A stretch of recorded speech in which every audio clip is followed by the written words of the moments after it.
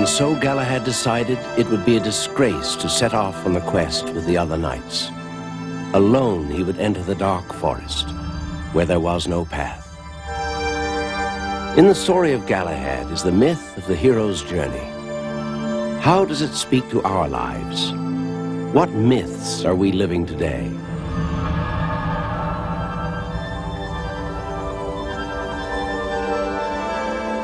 Now, there was a moment in Jung's life when he realized what it meant to live with a mythology and what it meant to live without one. And he asked himself by what mythology he was living, and he found he didn't know. And so he said, I made it the task of tasks of my life to find by what mythology I was living. Well, how did he... What does it mean to live by a mythology, and why is it important? This man, Joseph Campbell, has spent a lifetime finding answers to these questions. Now, if you can find that point, you can find an initial point for beginning your own reconstruction. Throughout his career as teacher and writer, Campbell has been challenged by a persistent misunderstanding over the very meaning of the word myth. A misunderstanding he confronted most recently in a radio interview. The red light goes on, and he starts out with this popular idea. He says, myth is a lie. A myth is a lie, isn't it? I said, no. You must talk about a mythology, a whole mythology by which people live. Of course, that was out the window already. It's a lie. It's a metaphor. It's a lie. About 5 minutes to go, I realized this young man does not know what a metaphor is. So I felt I could be tough too. You know, I have him now in a hammerlock, you might say, and he's not going to get out. He said, no, I'm telling you, myths are metaphors. Give me an example of a metaphor. You give me an example, he says. I taught school for 38 years. I said, no, I'm asking the question this time. Give me an example of a metaphor. Well, the poor man fell apart. I mean, I felt ashamed. You don't do anything like this to people. Nietzsche has a saying in, I think it's Zarathustra or the Will to Power one, the pale criminal, the one who has the courage of the knife but not of the blood. And I had no courage to face what I had done to this young man on his show, live to his public. The show was in his name. So he fell apart, and then he said, oh, I don't know what to do. Wait a minute. Then he says, finally, and we now have about 1.5 minutes or 2 minutes to go, comes up from the floor, says, I'll try. This so-and-so runs very fast. People say he runs like a deer. I said, that's not the metaphor. Tick, tick, tick goes the clock. The metaphor is, so-and-so is a deer. That's a lie, he said. That's a metaphor, I said. That's the end of the show. And that got into me. It is so simple to believe in God. God is a metaphor for a mystery that absolutely transcends all human categories of thought. Even the categories of being and non-being. Those are categories of thought. I mean, it's as simple as that. So it depends on how much you want to think about it. Whether it's doing you any good.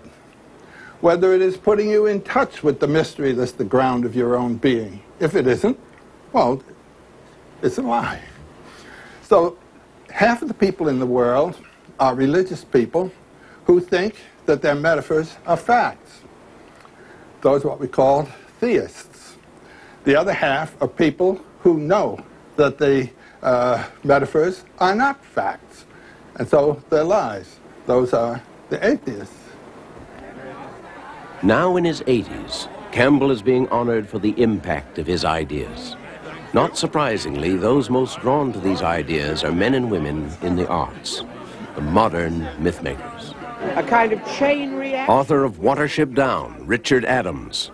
His discoveries have reverberated out into writing novels, into psychiatry, into mythology, into anthropology, into filmmaking, into creative work. And apart from all that, he's a damn nice guy. Part of two will come in its time, and I've written another whole book. The name is a bit pretentious, but it's the inner reaches of outer space, metaphor as myth and as religion. It's a biggie. Author and psychologist Dr. James Hillman. No one in our century, not Freud, not Jung, not Thomas Mann or Levi-Strauss, has so brought the mythical sense of the world and its eternal figures back into our ordinary daily consciousness. The new myths call up new art forms.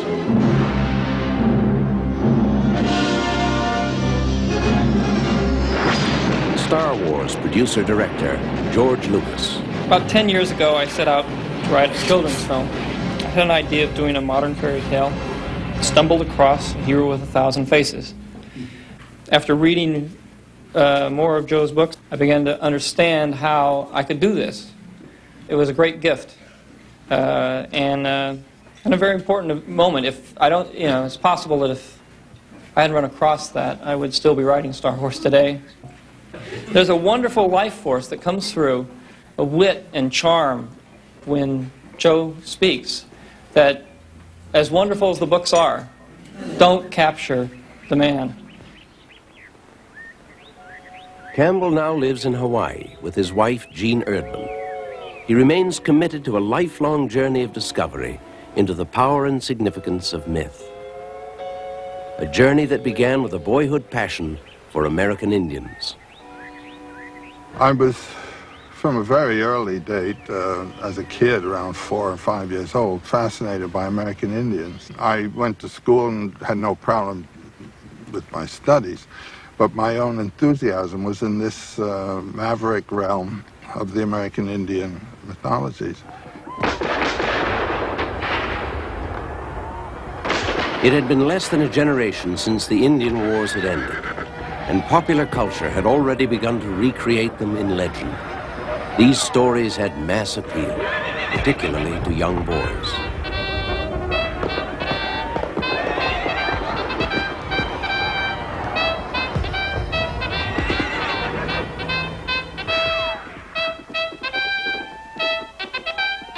Buffalo Bill was the grand showman of the age. In 1914, he brought his traveling Wild West extravaganza to New York City.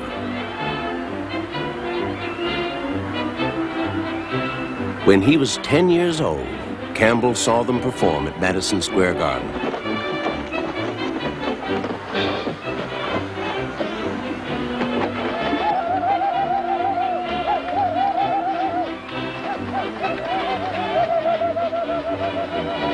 But Campbell was drawn beyond the popular images of the day, and it was the Indian, not the cowboy, who became his hero. We lived in New Rochelle in those years, and when I was about 11 and 12, I had read all the books about Indians in the children's library and was actually admitted to the stacks. There they all were, all the reports of the Bureau of Ethnology, Cushing and Boaz and the lot of them. And I think that's where my life as a scholar began, and I know it did.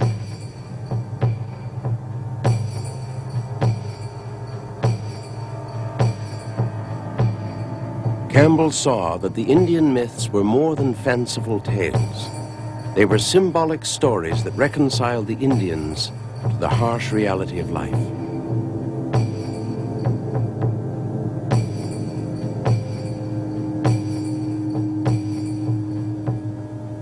Essence of life is it lives by killing and eating. And that's the great mystery that the myths have to deal with. The primitive people that live by killing have to reconcile the psyche to this thing. Not only that, but they're wearing the skins of the animals. Their tents are made out of the animal skins, and so they're living on death all the time in a sea of blood. The Indians had a way of killing a whole herd of buffalo, which gave the tribe its meat for the winter, by driving them, stampeding them over a great precipice. So the animals go over and they're knocked to pieces at the bottom, and then they can be killed. But this particular year, they'd stampede the buffalo, and when the buffalo would get to the edge, they'd turn aside and nobody was going over. So it looked bad for the tribe. Well, one morning, a young woman gets up to get the water for her family, the teepee, and she sees the buffalo just up there, over on the, right on the edge. And she said, oh, if you'd only come over and give food to my people for the winter, I would marry one of you.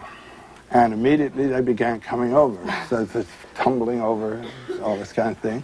Well, that was a surprise. But the still larger surprise was that one of them comes up and says, all right, girlie, we're off. Oh, no. She said, yes. He said, look, it's happened, and you've given your promise, and we've done the work. And so he takes her by the arm. It's hard to know how buffaloes could do things like that. And he leads her up over the hill and out onto the plains. In seminars around the country, Joseph Campbell the scholar gives way to Joseph Campbell the storyteller. Here he recounts the tale of an Indian girl whose father is killed trying to rescue her from the buffalo. Her magical chant, which restores him to life, is the source of a mythical covenant between the Indians and the animals. Robe, puts it over the robe, over the piece of bone, and starts to chant. Chants a magical power song. And presently you can see there's a man under the buffalo robe. She looks under it. Yes, it's Daddy, all right, but he needs a little more singing. And she goes on with her chant, and presently he stands up. Well, the buffalo are tremendously excited about this, and they say, well, now, why don't you do this for us? Why don't you bring us back to life after you've killed us all? Now, we'll give you our buffalo dance. We'll tell you how to do it. And when you will have slaughtered a lot of our people, you dance this dance and sing your song, and we'll come every year to feed your people. Now I turn from one people to another, and you get one story after another like this, of a covenant between the people and the animals, all understood to be part of the nature of the world. This life eating life. And of course, when they eat, they don't thank their idea of God for having given them the animal. They thank the animal, which seems a rather appropriate act. And it's a beautiful idea that life is, on the surface, unendurable. It's a fierce, ferocious thing. Schopenhauer said at one of his best moments, life is something that should not have been.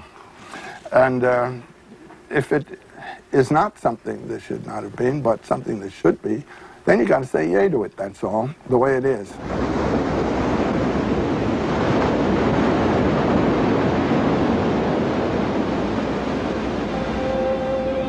The function of myth and the function of Indian lore was to put man in accord with nature.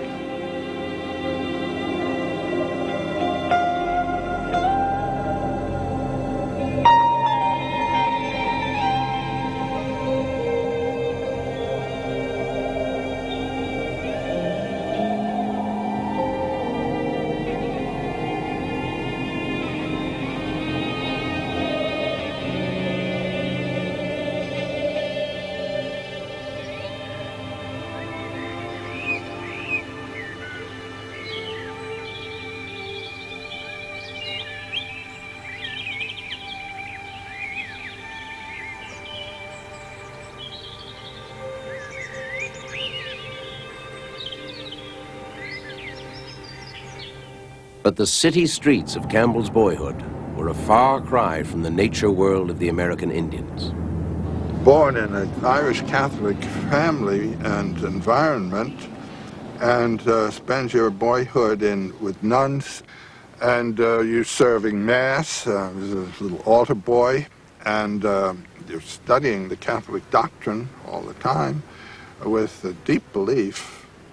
And I think anyone who has not been a Catholic in that, I call it, substantial way, has no realization of the ambience of religion within which you live. It's powerful, it's potent, it's life-supporting, and it's beautiful.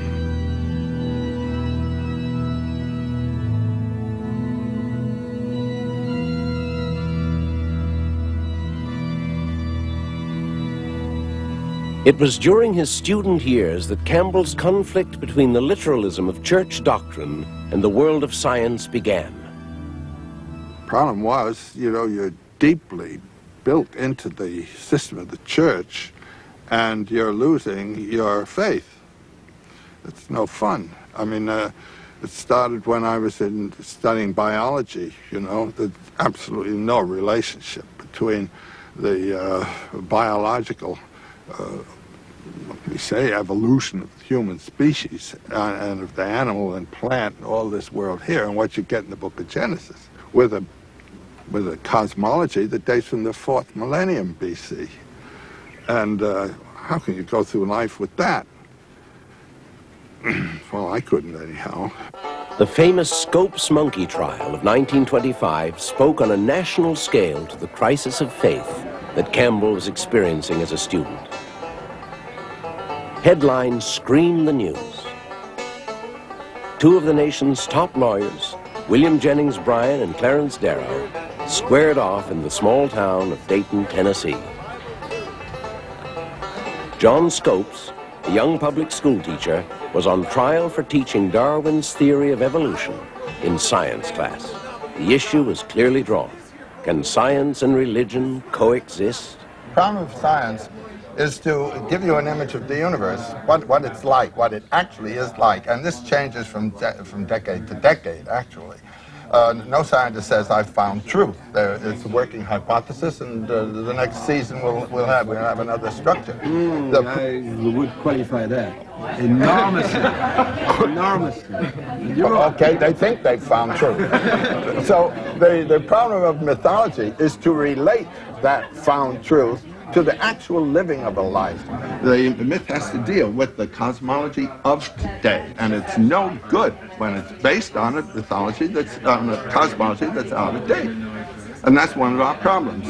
I don't see any conflict between religion and science. Religion has to accept the science of the day and penetrate it to the mystery. The conflict is between the science of 2000 BC and the science of 2000 AD. And this is one of the problems with our tradition, where our inherited mythology, let's say the Judeo-Christian tradition, relates to the Near East in the first millennium BC. And it has nothing to do with life here, and everything has to be explained. And a mythological image that has to be explained to the brain is not working. When you move to a culture field that is so alien to your own that the images don't click off any response, any recognition, then you're out of sync. But the controversy of the Scopes trial was not whether the biblical symbols were out of date, but whether they were symbols at all. Must the Bible be taken literally? Did God create the world in 6 days? What you have there is the result of a concretization of the symbols. To think that the symbolic statement refers to a historical fact. And the two prime ones that are troubling our world are the image of the virgin birth, which has nothing to do with the biological problem, and the image of the promised land, which has nothing to do with real estate. These are symbols of the birth in the heart of a spiritual life.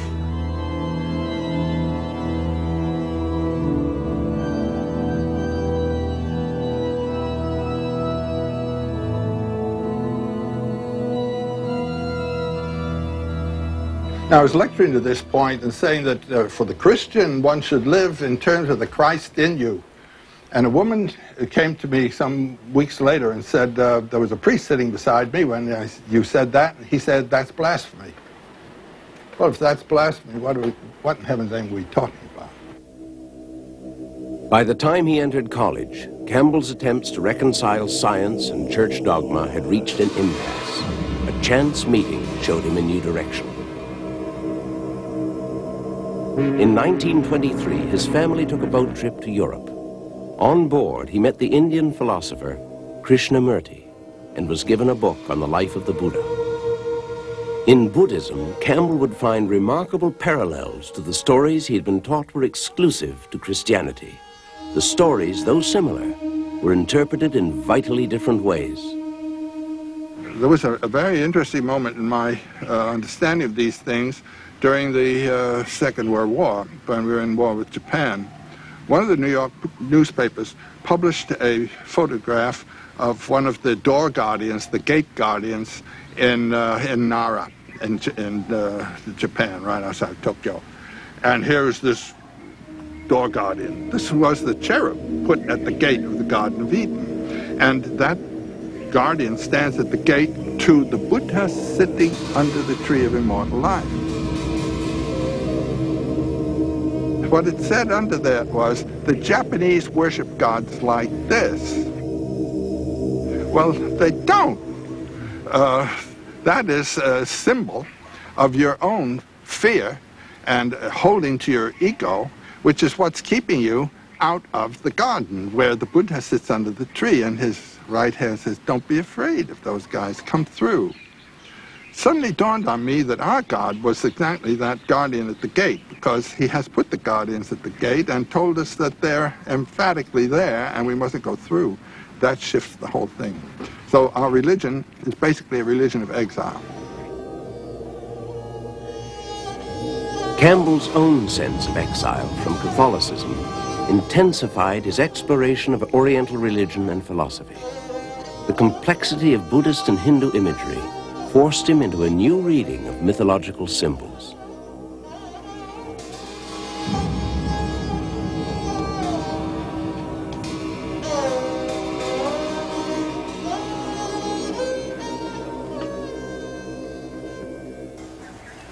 The thing that saved me was the Upanishads, Hinduism, where you have practically the same mythology, but it has been intellectually interpreted.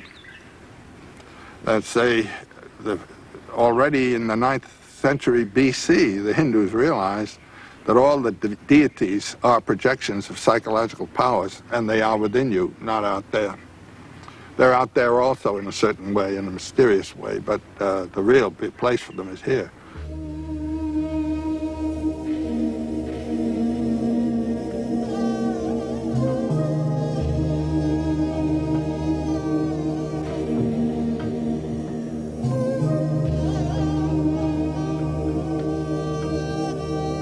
Now, I'm wondering whether within Christianity itself there's some sort of core of mythic understanding that is just as valid as, say, in Hinduism and Buddhism. Well, the problem here is that in Hinduism and Buddhism, the historical interpretation of the symbols, you know, the reference to the life of the Buddha, is quite secondary. The accent in Hinduism and Buddhism is the relevance of the symbolic forms to the transformation of your own life. And you understand these as references inward to yourself. For instance, most of the Buddhas had no historical existence at all. Nobody thinks they ever had. Avalokiteshvara, Kuan Yin, Kuan An, the great bodhisattva of inexhaustible compassion. It's a purely mythic figure, but represents something. Whereas in the Jewish and Christian traditions, the accent is on the historical understanding of the terms, of the images. Now, since both Judaism and Christianity are mythologically structured orders of symbols, they are susceptible to the other kind of reading. And that comes breaking through every now and then. With a prophet or a mystic, he suddenly sees the symbol as saying something totally different. And it's something that has to do with an immediate attitude of you to life. Now, for instance, with the crucifixion, if you think of this as a calamity, that is the result of your sins and Adam's sin and all that Jesus had to come down, the Son of the Father, give himself on the cross to death and look sad there in trouble, that's one reading. But when you read it another way, as the zeal of eternity for incarnation in time, which involves the breaking up of the one into the many and the acceptance of the sufferings of the world. St. Augustine says this somewhere, where he says, Jesus went to the cross as a bridegroom to the bride. That's a total transformation of the idea. Another one, the idea of the end of time. The end of time as a historical event, that's nonsense, and what does it matter? The importance of the end of time is as a psychological event, and you have to render and experience it that way. And this comes out in the gospel that's just been found in 1945, the gospel according to Thomas, which was buried to protect it from the vandals of Theodosius and St. Augustine. The disciples asked Jesus, when will the kingdom come? And he says the kingdom will not come by expectation. They will not say, see here, see there. The kingdom of the Father is spread upon the earth, and men do not see it. That's a totally different reading of the end of the world. When you have seen the radiance of eternity through all the forms of time, and it's a function of art to make that visible to you, then you have really ended life in the world as it is lived by those who think only in the historical concretizing terms. This is a function of mythology. That's a mythological reading of what was otherwise a theological statement.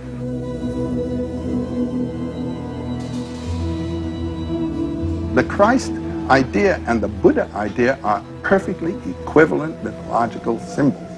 Two ways of saying the same thing, that a transcendent energy consciousness informs the whole world and informs you.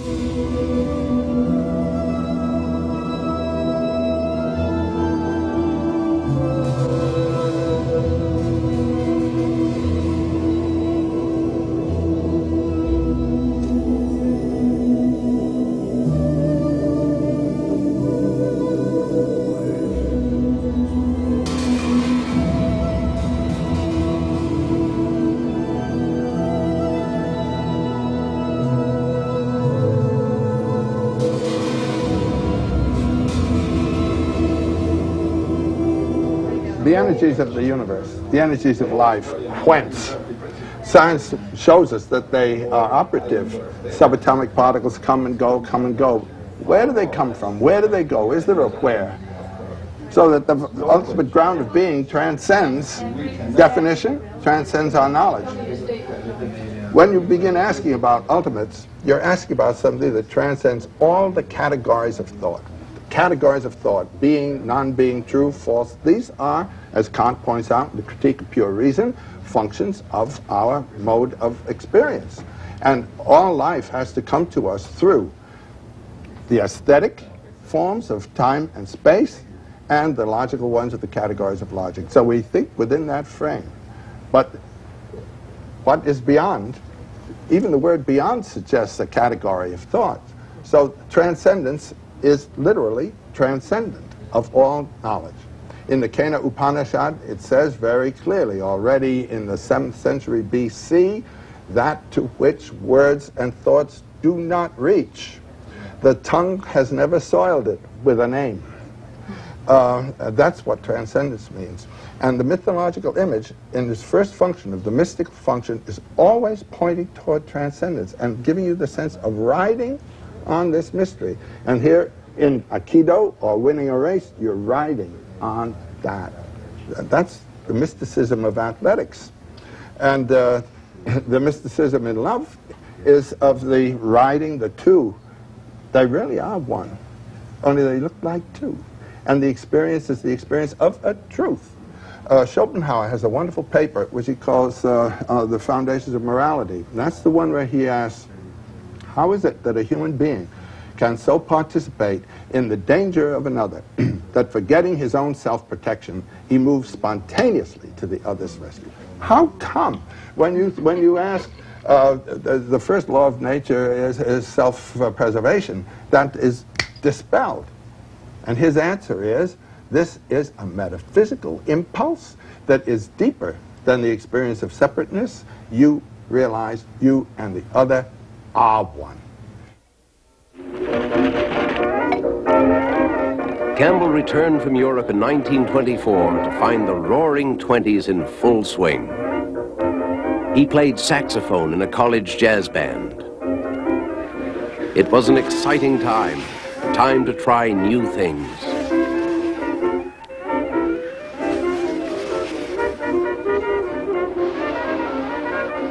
He traveled to Hawaii, where he surfed with the legendary Duke Kahanamoku.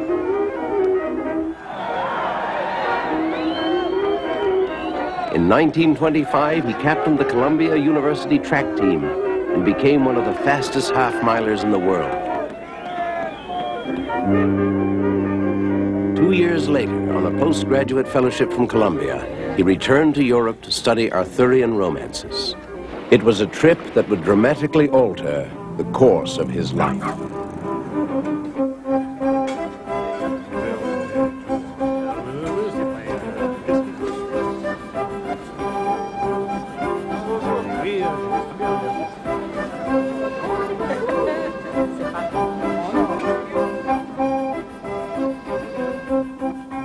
I'll never forget the moment going into a grand, in the Bois de Boulogne, they had built a big exhibition palace for the intransigents, the artists who were not showing in the official galleries. And these happened to be men like Picasso and Matisse and Miro and Brancusi and the whole lot. In the abstract art of the early 20th century, artists were experimenting with bold new forms.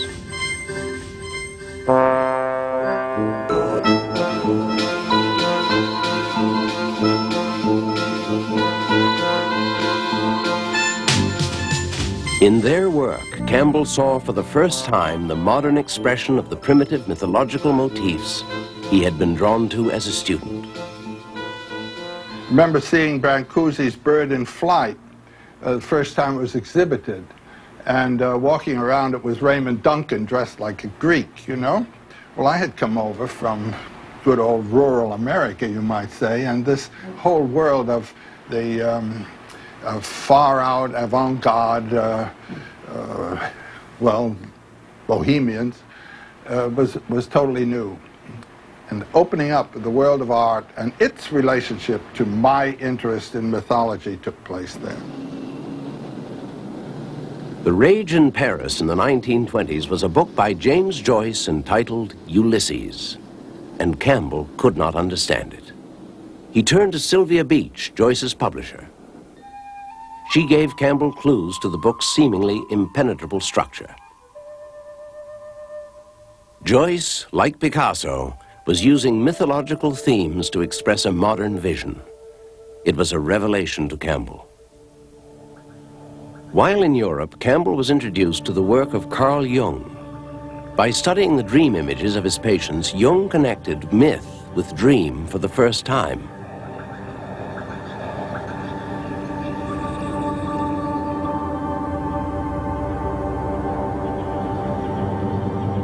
Jung's work would play a pivotal role in Campbell's understanding of the universal symbolism in mythology.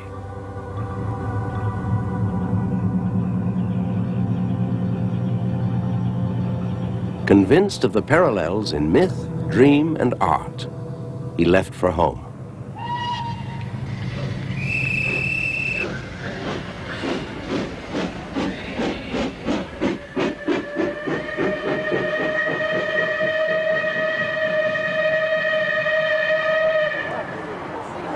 So I come back to the United States about 2 weekends before the Wall Street crash, and there wasn't a job in the world. And I went up back to Columbia to go on with my work on the PhD, and told them, well, gee, this whole thing is opened out. Oh no, they said, you don't follow that. You stay where you were when you went to Europe. Well, I just said, to hell with it. And my father lost all his money, and I had some money I had saved. As a student, we used to play in a jazz band, and so I piled up money during a few years. And on that, you might say, just retired to the woods. I went up to, actually, the Woodstock, and just read and read and read and read for 5 years. No job, no money. Well, just about when I had decided that I not only didn't need a job, but didn't want a job, I was invited to Sarah Lawrence, and I got the job. So the idea was that we should follow the interests of the student. Here, we had studios. And the dance, Martha Graham teaching the dance at Sarah Lawrence. I mean, this is what we had, a marvelous, marvelous school. So to be able to give the courses that dealt with materials that had meant something to me during my 5 years of reading, and know that they would meet the needs of other young people, was a real privilege, really great. I was, by my female students, forced to consider the material from the point of view of a woman. And that point of view had to do with what does the material mean to life? What does it mean to me? Campbell's retelling of the medieval myth of Parsifal spoke to his students on a personal level of love and marriage. In the Middle Ages, people were required to profess beliefs they did not hold, to profess love for people whom they had married and had no love for. They held positions that they had inherited and hadn't earned. And so there's a context of inauthentic lives. How does that get healed? It gets healed through the example of an authentic life. The Arthurian tale of Parsifal was the medieval model for an authentic life. The story of a young knight in King Arthur's court in quest of the Holy Grail. A quest that took him one evening to the castle of Lady Quandiramore. In the middle of the night, he wakes up and she's kneeling by the bed, weeping. And Wolfram says, but she was dressed for war. She was wearing a transparent nightgown. So she gets into the bed and she's crying and she tells him the story. My castle is under siege. There's a knight, the greatest king in the world, who wants my property and me as his wife. I would rather throw myself from the highest tower into the moat than to marry this man. And Parsifal says, well, I'll kill him in the morning. And she said, that'd be just fine. So in the morning, the drawbridge goes down, and boom, down comes the Red Knight riding, and he collides with the seneschal, the leader of the king's army. And presently, the enemy is on his back, and Parsifal has his knee on his chest and rips his helmet off, is about to cut his head off, and the man says, I yield. He comes back into the castle, and Quandiramore has put her hair up in the way of a married woman. So there's a spiritual marriage, and each has chosen the other voluntarily, and he has won a wife indeed, and they go to bed that night. And as Wolfram says, not many a lady nowadays would be pleased with that night's sleep, because he didn't even touch her. And he knew nothing about these things. And a second night, but they're married still. And then the third night, he remembers, oh, mother told me. So then, as Wolfram says, if you will pardon me, they interlaced arms and legs and felt that this is as it should have been going all the time.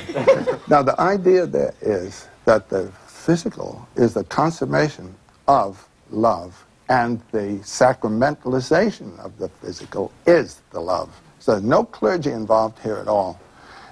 Love is fulfilled in marriage, and marriage is the consummation of love. This threw the whole thing into a new perspective.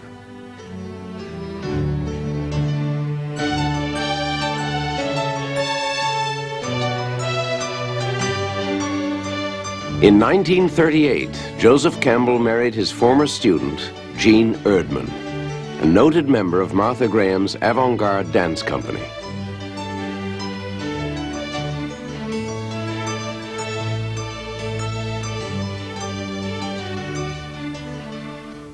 As a director of New York's Theater of the Open Eye, she creates works that merge myth and art.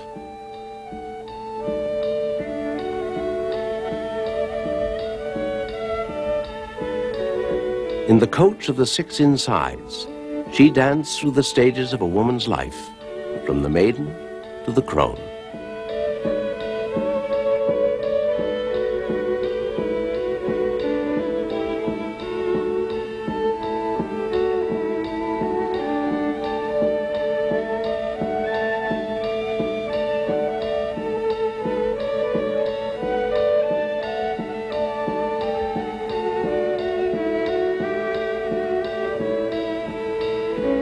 I got this inspiration to work with the Anna Livia Pluribel female figure in James Joyce's Finnegan's Wake. Well, my husband, as you know, has been working on Finnegan's Wake. When we were first married, I swore I'd never read that book because I was on one arm and Finnegan's Wake was on the other arm, and he spent just as much time with Finnegan's Wake as he did with me.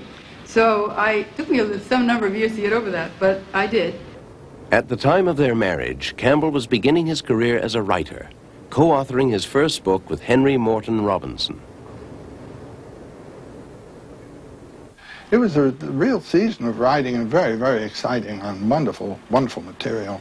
And whether it was Finnegan's Wake or the Navajo material or the Hindu material of Heinrich Simmers, it was all the same material. I mean, this mythology, and that was when I realized, and nobody can tell me anything differently, that there's one mythology in the world, and it has inflected in the various cultures in terms of their historical and social circumstances and needs, and particular local ethic system, but it's one mythology.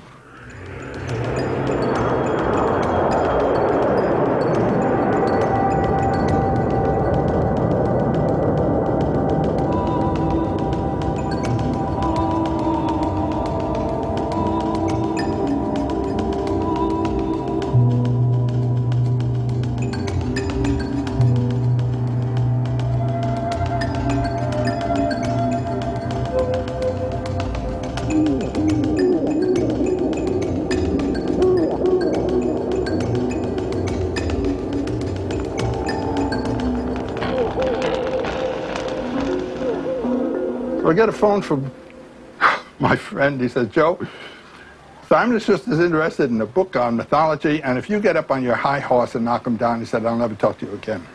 So we arranged for a publisher's luncheon, and yes, we'd like a book on mythology. Well, what kind of book do you want? We want a sort of modern bullfinch. I thought I wouldn't touch it with a 10-foot pole. He said, "What would you like to do?" I said, "I'd like to write a book on how to read a myth." Sort of self-help book? Yeah, okay. Write out a presentation and we'll talk about it. So I went home. Gene was on tour at the time, and I spent one night just typing up a presentation of an idea for a book, and brought it up, and oh by God, I got a marvelous contract, $250 on signing the contract, $250 when the book's half finished, $250 on turning it in. So I worked for 4 or 5 years. What it was the Hero with 1,000 Faces. What it is my first lecture to my students at Sarah Lawrence College.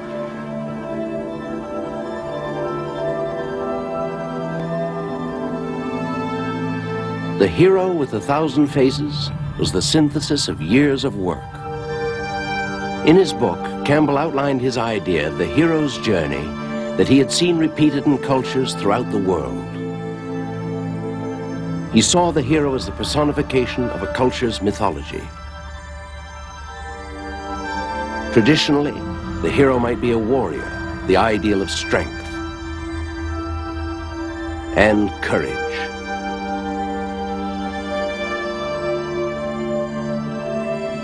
An explorer, the founder of civilizations. A philosopher, an adventurer of the mind. And in the modern world, Campbell would add the artist and the scientist to the pantheon of heroes. But the journey is essentially the same. One shape-shifting story of the vision quest that transforms the world.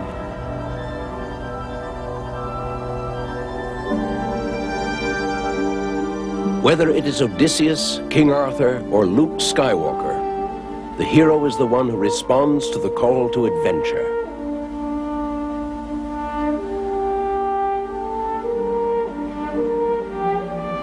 The stories often open with the hero appearing restless.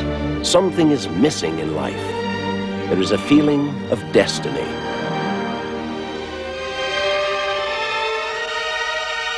It is a time for separation. Sometimes it takes a shock to make the final break from the past and gain courage to accept the call. But no one can go it alone. Everyone needs a mentor to provide wisdom and magical power. I suggest you try it again, Luke. This time, let go your conscious self and act on instinct. Stretch out with your feelings.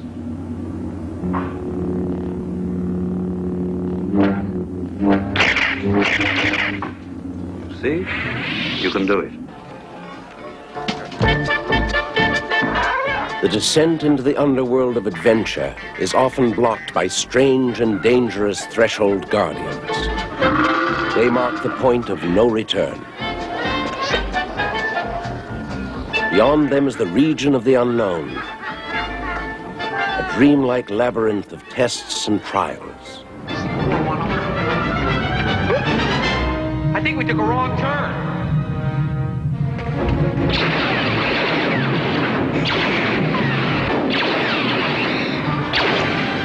To pass his initiation, the hero must become a dragon slayer. Here, hold this.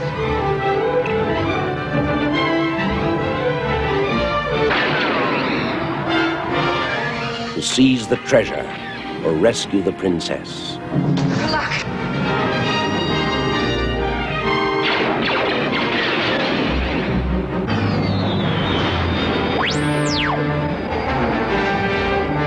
But the decisive ordeal of the quest is when the hero confronts death. He is challenged to follow the wisdom of his heart. Use the Force, Luke. Let go, Luke.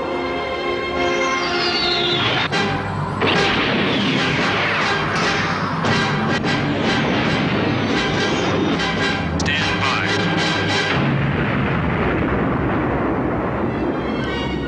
What a wonderful power the machine gives you, but is it going to dominate you? The statement of what the need and want is must come from you, not from the machine, and not from the government that's teaching you, or not even from the clergy. It has to come from one's own inside, and the minute you let that drop and take what the dictation of the time is, instead of the dictation of your own eternity, you have capitulated to the devil, and you're in hell. Mephistopheles is the man who can furnish you the means to do anything you want. He's the machine manufacturer. He can manufacture the bombs, and he can manufacture things like this. And can he give you what the human spirit needs and wants?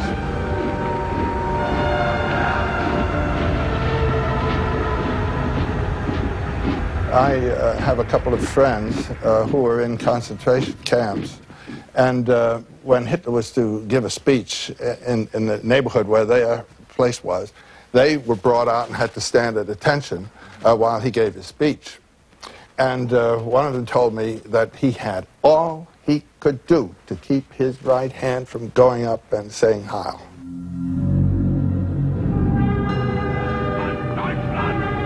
The power of a well-constructed ritual to move you from centers that are beyond those of your personal intention and control is terrific.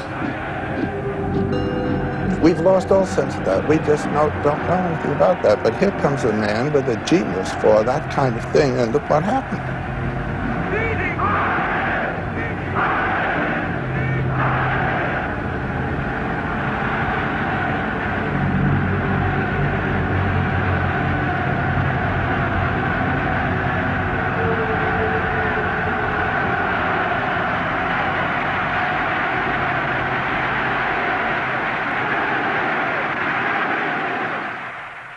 you can ask yourself, if you're wondering about your own mythology, what is your group? With what group do you identify?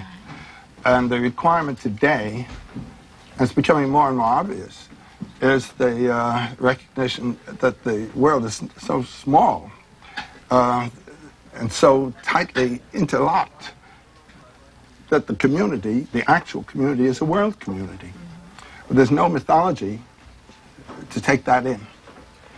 And in reaction, you might say, to this need for a total society, you have a lot of in-groups, people pulling back into their own chosen people group, or black power group, or capitalist group, or this one, the blue-collar worker group. And you get mythological systems oriented to parts of the totality. So that's, can't last. We're living in a period that I regard as a kind of period of the terminal moraine of mythology. It's as though a lot of mythological rubbish is all around. Mythologies that built civilizations and are no longer working that way are just in rubble all around us.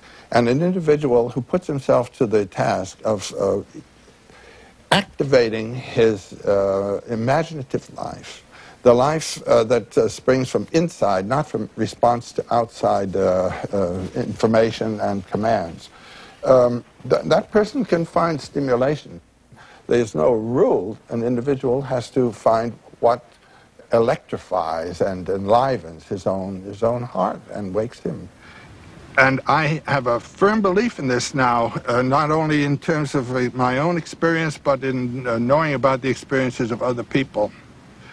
When you follow your bliss, and by bliss I mean the deep sense of being in it and doing what the push is out of your own existence, you follow that, and doors will open where you would not have thought there were going to be doors, and where there wouldn't be a door for anybody else. And there's something about the integrity of a life, and the world moves in and helps. The Medal of Honor of the National Arts Club to Joseph Campbell.